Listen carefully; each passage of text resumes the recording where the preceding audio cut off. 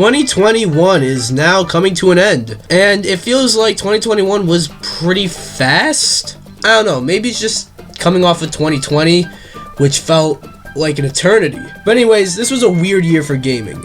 Weird as in, you know, it felt like there weren't too many big heavy hitters, but at the same time, there were. This was a tough list. Might have had to do with the fact that I played quite a lot of games, so this was an actual challenge this time around. Yeah, this is my top 10 best games of 2021. And I'm sick, in case you guys are asking why my voice sounds different. If it sounds different. Now, my only ground rule here is I'm not including any game that's like a remake or a remaster. I know for the past 2 years I have included games like the Final Fantasy VII Remake and the Resident Evil 2 Remake, but those are really brand new games, just with the same story and characters and everything. So unfortunately, the Mass Effect Legendary Edition, as much as I would love to include it, and it would definitely be at the top of the list had I included it, it won't be on here. I'm also not counting Bowser's Fury, as yes, that is kind of a new game, but you need to buy a port in order to play it. A really good port, but still. And this is only games that I have played.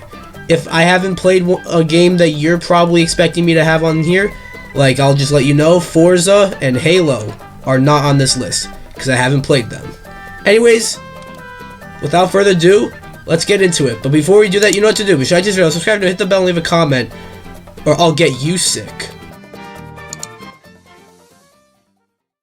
I wanted to give to you, in the last part of your notes here, the significance spiritually of the number 10 in the Bible. Indie games are a big part of the gaming industry, as they are getting more and more attention each year. And then we get a studio like Ember Lab, who have never developed a game before or published a game before, only making a Majora's Mask fan film, and they put out their very first game, Kena Bridge of Spirits.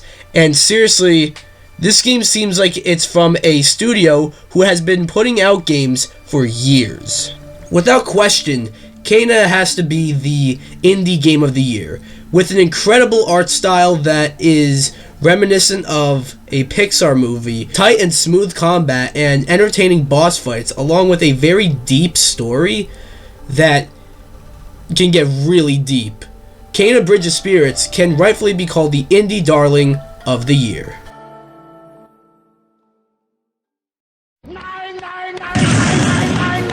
Remember Avengers from last year?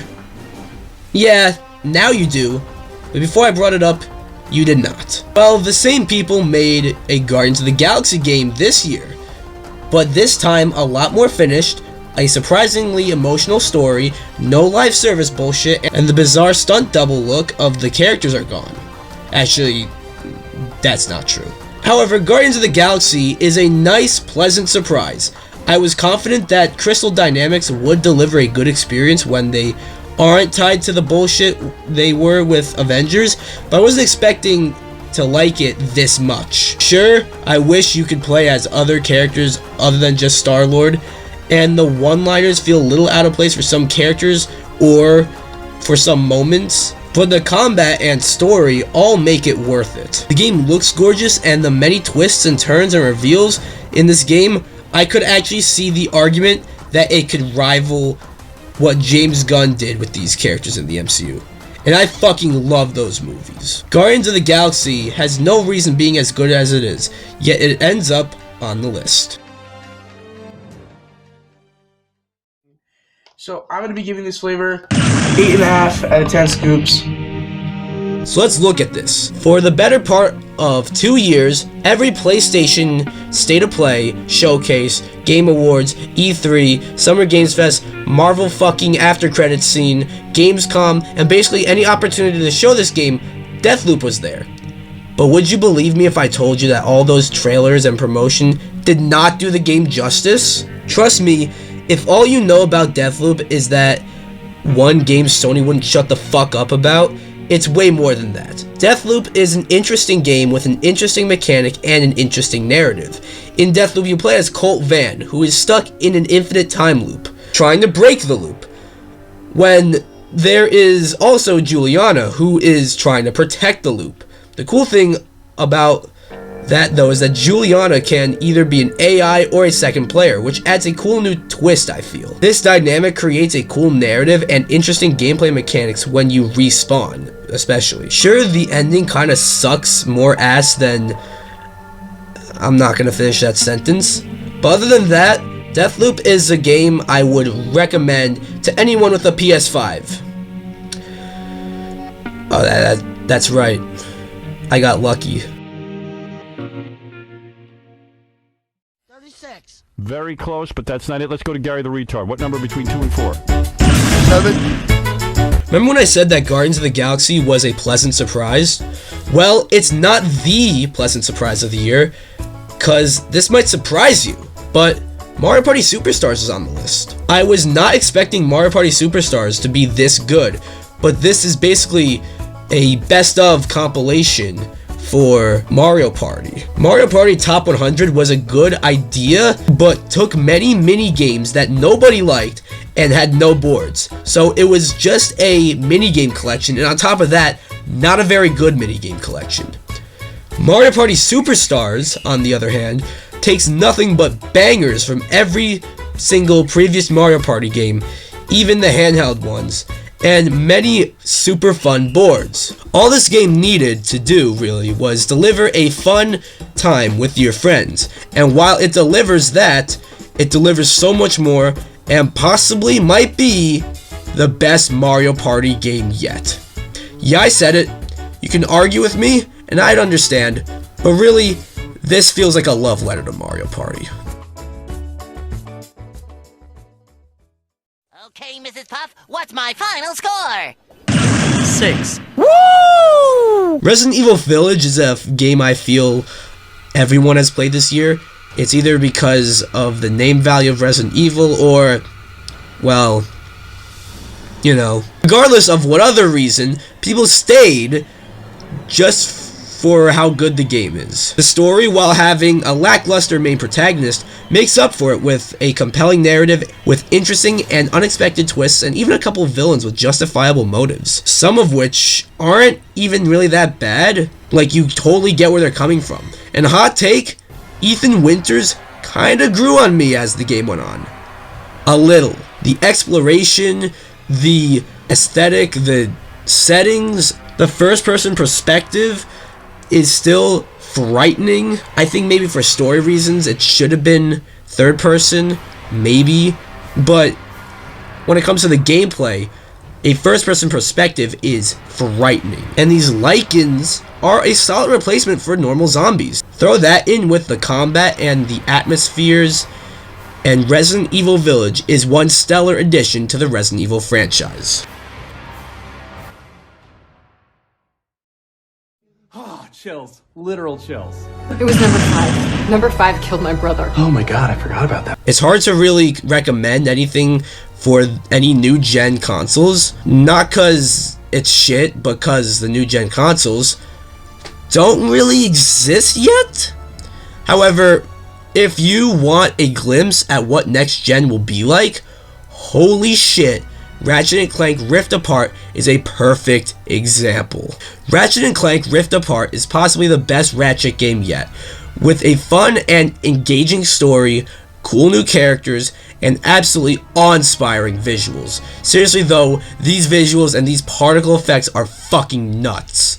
This is just straight up impossible on last gen consoles. Not to mention the new Rift mechanic, while just another way to get across levels, also shows just how insane this game is on a technical and graphical standpoint. You can throw that in with the amazingly tight combat and other new mechanics, and you have a must-play game for the PS5. Whenever you can get one.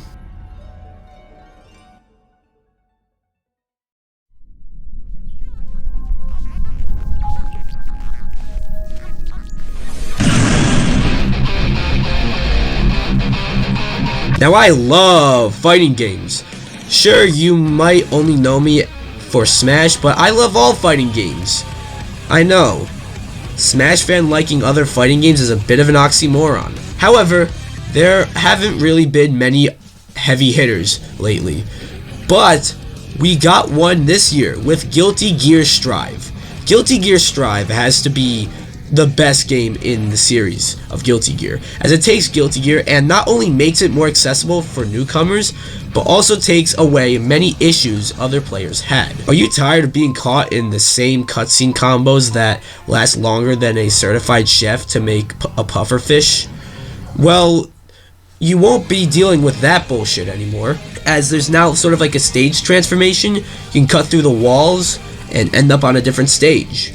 Not to mention, this roster is super balanced, and the extra DLC characters are definitely worth the extra money, because they add a lot to the game and don't seem like pay to win. And then you consider that the online is pretty fun, some issues here and there, but pretty fun, and the story mode, while just a bunch of cutscenes, almost like an anime, is a good end for Soul Bad Guy's story, and you have a fighting game that fighting game fans must play.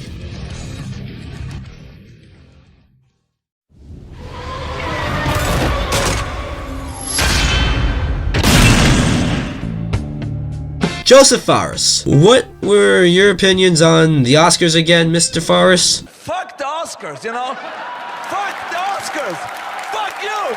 I'll tell you! Okay, I was just checking. Him along with Hazelight Studios are the masterminds behind games like A Way Out, which I would honestly say are changing co-op gaming as we know it. And they also came out with a new game this year, It Takes Two, and it might be their best game yet, out of 2 games.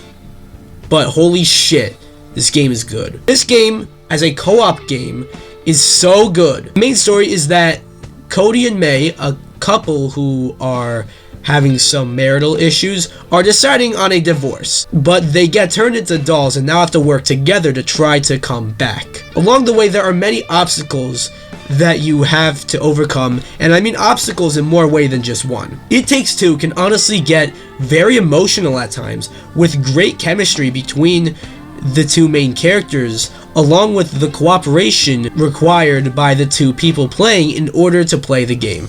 It Takes Two is definitely a masterpiece, and if you can find a second person to play it with, it will be worth every single second. God, I talked about this game like it was number 1. It's not even number 2. What kind of pencil do we take again? Number 2. Take a number 2. Looks like you took a big number 2. Guys, we got a new 2D Metroid game this year.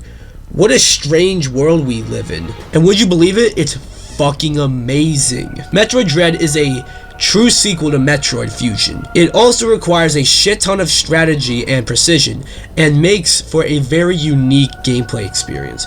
And seriously, if you aren't thinking of strategies and enemy patterns when you're playing this game will fuck your ass up.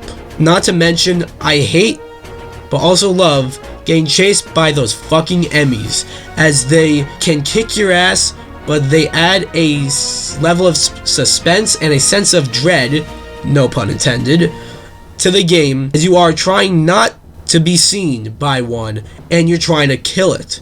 Every boss fight, enemy, encounter, level, everything is a right balance of challenge and fun. Metroid Dread is a game I feel everyone should play. That might have something to do with the fact that the future of this franchise kind of depends on how well this game sells, but also because it's just a damn good time. Now, before we get to number 1, let's look at some honorable mentions, like Returnal, a fantastic game for the PS5 that is a nice balance of fairness but also challenge, making one of the most unique roguelite experiences of all time. Returnal I really wanted to include on this list, so I just felt like gushing about that one for a little bit. Alright, now on with the other honorable mentions.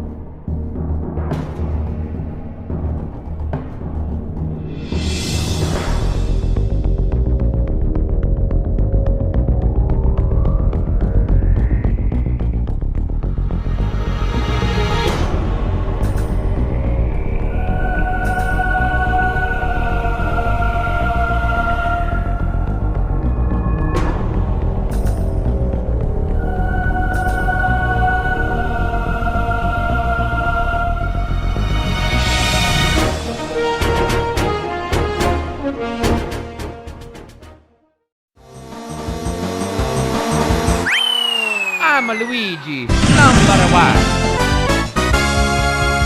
I remember Psychonauts 2 came out and beat it, and I said to myself, it's going to be very hard for any other game this year to surpass this one. And none of them did. Psychonauts 2 is incredible. Down to the gameplay, the aesthetic, and even the story and its subject matter. Psychonauts 2 might look all kiddie friendly, but the subject matter of mental scars and depression would like to say otherwise. Every mechanic of the game feels smooth, every ability is a nice addition, every world is a fun world, even that stupid fucking cooking show one. Every character arc feels well earned, and I feel just about every aspect of this game is done to near perfection. Near perfection. Nothing's perfect, alright? But near perfection. And I feel like this game and its subject matter can hit home for a lot of people. I feel like someone in a vulnerable state, at least one person in a vulnerable state, must have played this game, and I feel like it could have helped them. I really wanted to see if anything would be able to beat Psychonauts 2 this year, but nothing did.